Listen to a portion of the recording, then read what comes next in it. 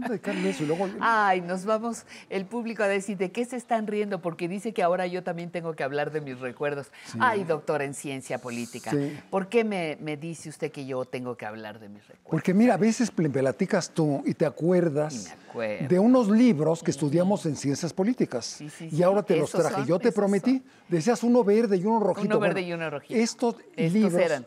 Con estos estudiamos. Exactamente. A ver, déjame los pongo para que los vean. Jesús Silva Herzog, el abuelo del que escribe, el abuelo. ¿El abuelo? El abuelo, el otro era el secretario de Hacienda, este ya es el tercero. Bueno, estos libros nos los enseñaron la Revolución Mexicana. Breve historia de la Revolución Mexicana. En la Mexicana. Facultad de Economía se publicaron en 1960 para conmemorar los 50 años. De ciencias políticas. De ciencias políticas, dije yo. Dijiste economía. Ay, no. Bueno, economista era él. Él fundó la Escuela de Economía, ¿no? Don Jesús Silva Herzog. Ajá. Bueno. Pero, y déjame decirte que la otra vez te causó mucha risa, que yo decía que cuando compraba estos libros yo veía Fondo de Cultura Económica y yo decía, es que deben ser muy baratos. Muy baratos, no. No, eso era, te reías, pero yo ahorita los veo y digo, pues sí, yo pensé eso en aquel momento, estudiante... De la facultad. Del primer año de la facultad, bueno, se valía, caray. Bueno, te quiero contar algo. Bueno, vamos a ver cosas sobre la Revolución. Monumentos. Monumentos, exacto. Pero el maestro que me enseñó a mí estos libros tiene 93 años. ¿Quién era? Es diputado del PRI, Augusto Gómez Villanueva. ¿Villanueva? Sigue discutiendo y levantando la mano en el Congreso de la Unión. Mi maestro. ¿Le tocó? Digo, me tocó a mí ser su alumno. ¿90 y cuántos? 93 años. Tiene 5 más que Porfirio Muñoz Ledo. Está vivito y trabajando como diputado. Ajá. Y me explicó esta historia de la Revolución Mexicana. ¿Y los monumentos que vamos a ver? Vamos a ver tres monumentos de hombres revolucionarios que tremendamente son las revoluciones violentas. Los 3 que vamos a ver murieron por bala. Terrible. ¿Ejecutados o nada más? No, fusilados y asesinados. No. Madero, en Lecumberri, con Pino Suárez. Carranza, en Tlaxcalantongo. Y Obregón, allí en San Ángel, ¿no? En la bombilla. Comiendo, cayó sobre una sopa de espagueti. Bueno, ya no des detalles. Bueno, mejor vamos al monumento. Bueno, pero los 3 no des detalles. Lo terrible de la historia de México. A ver si tenemos tiempo, ¿no? Pero es una historia única en América Latina. Su complejidad es algo muy complejo que explica muy bien Silva Herzog. Vamos a ver. Son libros que todavía se encuentran, además siguen en circulación. Que los monumentos son libros y hay que saber leerlos. Muy bien. Por eso tú das clases en estas horas de 3 que tienes aquí. Vamos a leer. Y yo te apoyo. Soy tu asistente. Bueno, muy bien. Vamos, don Emilio. Vamos a ver. Vamos, por favor, al video, por favor.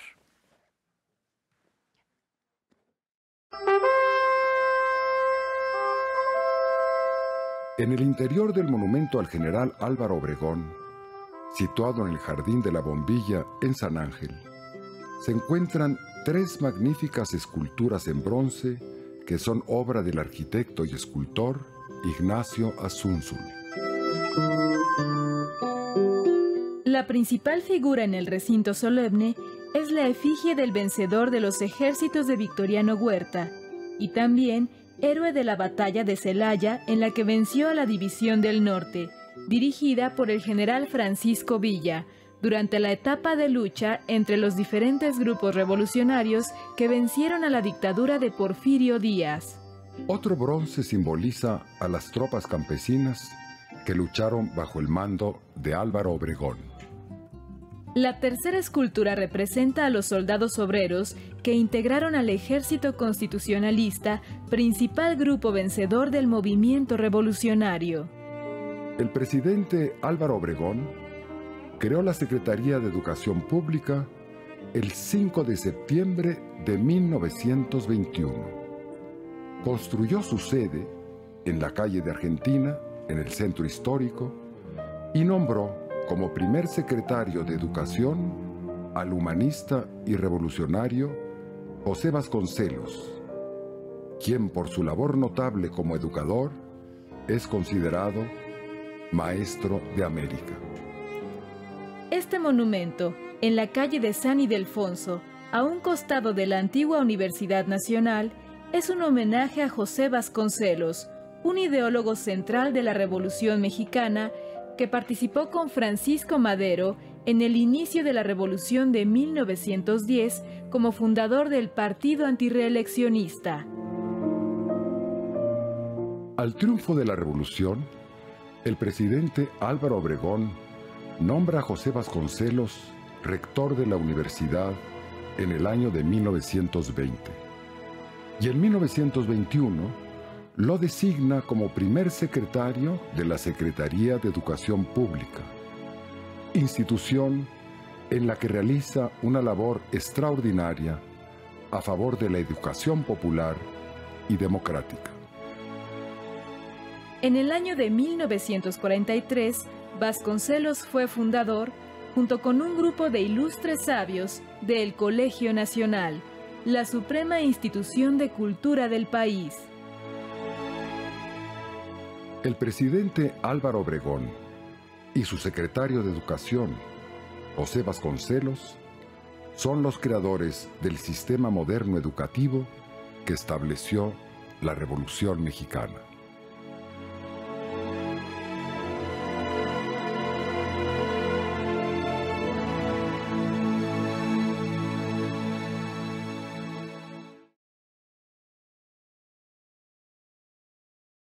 Este monumento a Venustiano Carranza fue inaugurado en el año de 1987 en la explanada de la delegación que lleva su nombre en la ciudad capital de la República.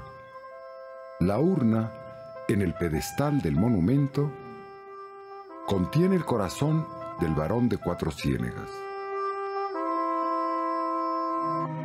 En el muro que lo enmarca están inscritos los nombres de los 226 diputados constituyentes que Venustiano Carranza convocó en la ciudad de Querétaro para redactar la Constitución Política Revolucionaria que fue proclamada el 5 de febrero de 1917.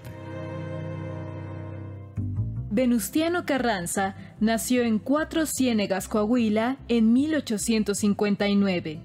Fue gobernador interino de Coahuila durante el Porfiriato y en el mes de enero de 1911 se une al movimiento revolucionario convocado por Francisco Madero. En 1913, después del asesinato del presidente Francisco Madero, Venustiano Carranza, con el Plan de Guadalupe, se opone a la dictadura del usurpador Victoriano Huerta, a quien derrota en 1914 con los generales del ejército constitucionalista que apoyaron el Plan de Guadalupe para restituir el orden constitucional de la República Mexicana.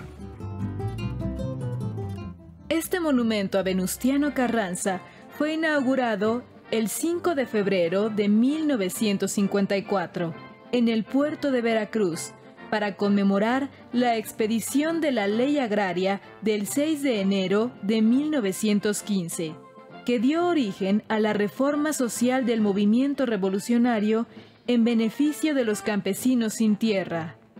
El monumento a Venustiano Carranza, situado en la explanada de la esquina de Fray Servando Teresa de Mier y Eje Eduardo Molina, es un homenaje al legislador de la nación mexicana que condujo a la Revolución de 1910 hasta su transformación en un nuevo orden jurídico constitucional en la Carta Magna de 1917, que otorgó a la República paz continua y estabilidad social, que son triunfos auténticos del pueblo mexicano.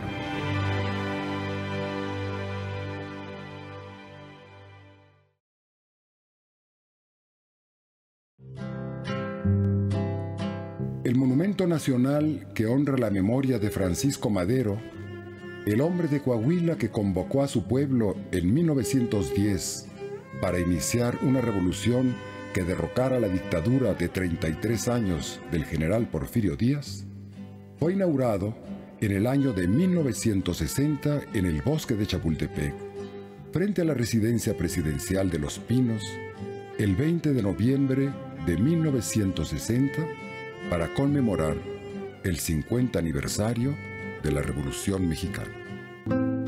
Francisco Madero, en el año de 1908, publicó su libro titulado La sucesión presidencial en 1910, en la ciudad de San Pedro de las Colonias, Coahuila. Ese libro desterró para siempre la dictadura de la vida política de México.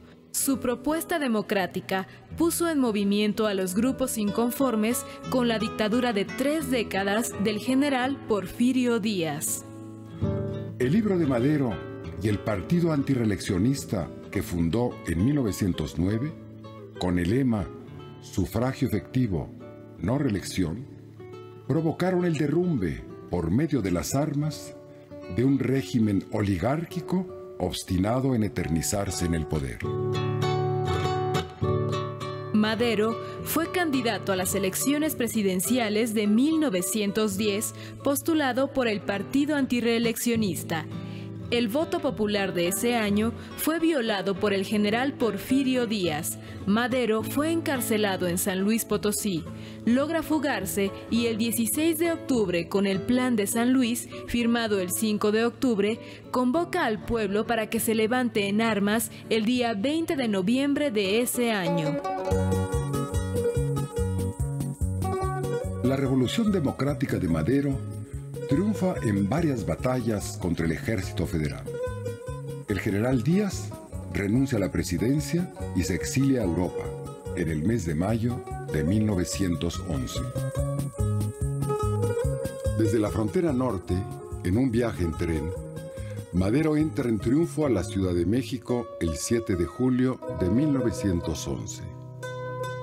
4 meses después, el 6 de noviembre de 1911, asume la presidencia de la República con el voto y apoyo mayoritario de su pueblo, al que gobernará durante 15 meses. El día 18 de febrero de 1913, el general Victoriano Huerta, su ministro de guerra, da un golpe de Estado y le exige su renuncia en Palacio Nacional. Y la noche del 22 de febrero, es asesinado junto con el vicepresidente José María Pino Suárez a un costado de la penitenciaría de Lecumberri. Esta escultura en bronce recuerda el sacrificio sangriento del presidente de la República en el sitio en que pagó con su vida el haber iniciado la Revolución Mexicana. La República le rinde homenaje al presidente Francisco Madero con este monumento, a quien le otorga el título de Apóstol de la Democracia.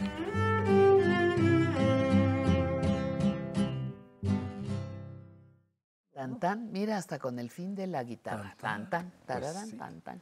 Entonces, bueno, vamos a hablar. Son libros. ¿Por qué son libros? Ya me lo dijiste una vez, pero ya se me olvidó. Bueno, Repítemelo, los por monumentos favor. son libros ¿Por que qué? hay que saber leer, porque nos están hablando de nuestro pasado. Nos cuentan una Nos historia, cuentan una ¿no? historia. Cada monumento nos cuenta una historia y tenemos que saber leerlos. Por eso un poquito estas capsulitas que hago es para que vayan a verlos y pregunten. Luego ya no, ya no dicen ni quién es el señor del monumento, porque se lo robaron y termina en China, ¿no? Pero ya no tienen ni títulos, ¿no? Pero bueno, mira, en estos 3 monumentos de la Revolución, ya les dije al principio que los 3 murieron violentamente, con bala, ¿no? Y curiosamente, una parte de la Revolución, estos 3 personajes, pues fíjense, el abuelo de Madero era gobernador de Coahuila. Era fifí, Madero. El Carranza había sido también gobernador interino, presidente municipal de su pueblo, que era Cuatro Ciénegas, y había sido senador en la época también de don Porfirio. Y Obregón era un hombre que era un pequeño propietario, que tenía una pequeña haciendita, lo llamaba la Quinta Chilla, de manera que en la Revolución hay un grupo de gente acomodada, con prosapia Recurso porfiriana económico. o juarista, que habían sido juaristas importantes, que son los que se mueven y que realmente hacen la revolución en la parte de arriba. Porque la parte de abajo la hace Zapata y Villa. Sí, claro. Zapata el campesino y Villa el cuatrero, decía mi abuela. Mi abuela Pues decía sí, que era sí, bandido, sí, ¿no? sí, Pero bueno, decía, así pero no, cuenta una parte son los de la que historia. los dedicaban a las vacas.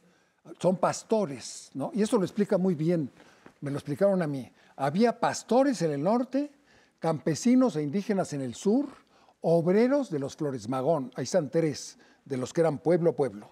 Y luego había unos que eran militares, que hicieron la revolución, y luego otros que eran acomodados, como los 3 que en esta ocasión estamos viendo. Entonces eran diferentes grupos sociales que se armó durante 10 años una guerra fratricida tremenda de la cual surge el Nuevo México. Y de eso nos hablarás el siguiente domingo. Yo Gracias creo que sí. Si nos toca museo, monumento, no sabemos. Muy bien. Gracias, mi queridísimo Emilio, por estar con nosotros.